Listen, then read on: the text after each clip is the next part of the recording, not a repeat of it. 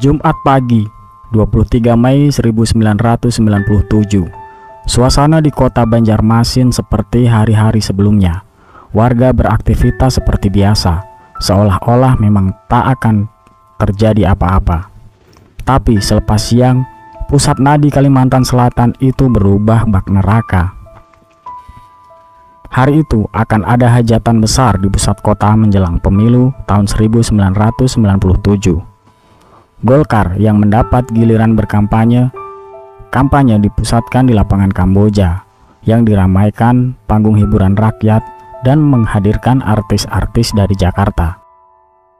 Ini kampanye putaran terakhir sehingga bakal digelar besar-besaran. Selain itu, dua tamu datang dari Jakarta.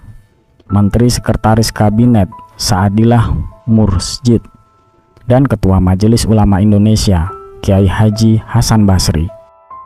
Golkar saat itu kekuatan terbesar di antara dua kontestan pemilu lain, Partai Persatuan Pembangunan dan Partai Demokrasi Indonesia. Didukung penuh oleh rezim Orde Baru, Golkar kerap mengerahkan komponen penting pemerintahan untuk mendukung aksi kampanyenya, termasuk di Banjarmasin. Tak ada yang mengira petaka segera tiba.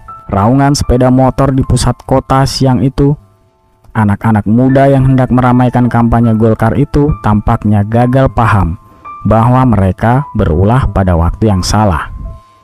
Tengah hari itu, masyarakat muslim di Banjarmasin tengah menjalankan sholat Jumat.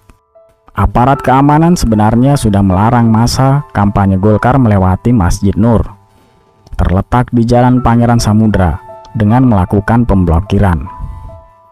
Pasalnya, salat Jumat masih berlangsung dan jemaah meluber hingga ke jalan di depan halaman muka masjid tersebut. Namun, para pengikut kampanye partai penguasa yang didukung Satgas Golkar itu tetap ngotot ingin melalui jalan tersebut. Dalihnya, salat Jumat sudah hampir selesai. Selepas Jumatan, massa berdatangan dari segala penjuru. Sasaran pertama yang dituju adalah kantor DPD Golkar Kalimantan Selatan. Massa terlibat bentrok dengan Satgas Golkar dari Pemuda Pancasila dan Forum Komunikasi Putra-Putri Purnawirawan Indonesia (FKPPI) yang beranggotakan anak-anak dari keluarga militer. Jumlah massa yang jauh lebih banyak dan semakin besar jika dibandingkan Satgas Golkar. Sejak pukul 14, situasi kian genting. Massa yang hampir seluruhnya membawa senjata tajam bergerak ke pusat kota dan menghancurkan apa saja yang mereka temui. Suasana sangat mengerikan. Massa bahkan mulai membawa senjata tajam seperti celurit dan parang. Gedung, rumah, mobil, dan sejumlah fasilitas umum tak luput dari amukan massa. Bentrok fisik terjadi, korban jiwa berjatuhan. Prahara itu berlangsung hingga dini hari. Semula hanya dua kubu yang berseteru, kemudian melebar hingga melibatkan banyak pihak lain. Bermula dari kampanye politik, kerusuhan itu berkembang menjadi sentimen agama dan etnis. Mulanya ada isu bahwa Masjid Nur akan dibakar. Massa bergolak, termasuk dari etnis Madura. Itu merembet pada elemen etnis dari Maluku yang bersitegang dengan kelompok dari Sulawesi Selatan, Bugis, Buton, dan Makassar. Warga Tionghoa juga tak luput dari sasaran dengan mengembuskan sentimen anti-Cina. Permukiman mereka dirusak, dibakar, dan dijarah. Dilihat dari skala kerusuhan, jumlah korban dan kerugian yang ditimbulkan, Prahara 23 Mei 1997 termasuk salah satu yang paling parah menjelang berakhirnya kekuasaan Soeharto. Namun, akibat ketertutupan pemerintah, tidak ada laporan yang akurasinya bisa dipercaya penuh mengenai apa yang sesungguhnya terjadi di lapangan saat itu. Berita-berita sangat terbatas dan tidak sebanding.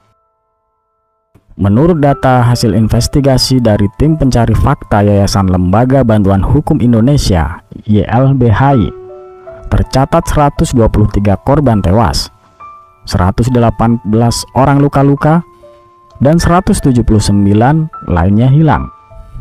Sementara Komnas HAM melaporkan ada 199 orang yang hilang dan 2 diantaranya berhasil ditemukan. Dari jumlah korban yang tewas, sebagian besar adalah mereka yang sama sekali tidak terlibat konflik. Mereka ditemukan mati hangus karena terjebak di gedung-gedung yang dibakar oleh massa. Kerugian dari sisi material juga besar.